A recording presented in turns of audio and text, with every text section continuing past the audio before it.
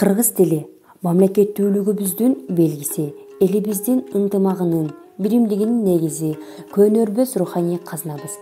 1989-жылы 23 сентябрда кыргыз тили мамлекеттик тил деп жарыяланган.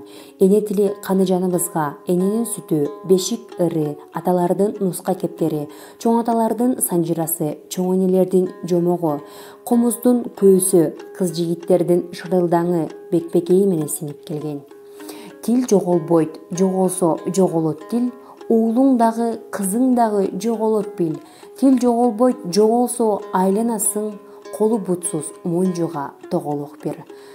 Жыргагандын баарысы эле турмуш эмес, жылт эткендин баарысы эле жылдыз эмес.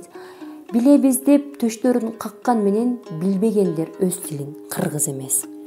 Түптүү элдин, уюткулуу улуттун, өнүккөн өлкөнүн мамлекеттик тили катары улуу тилибиздин учугу узарып, түбөлүгү түз болоруна ишенем.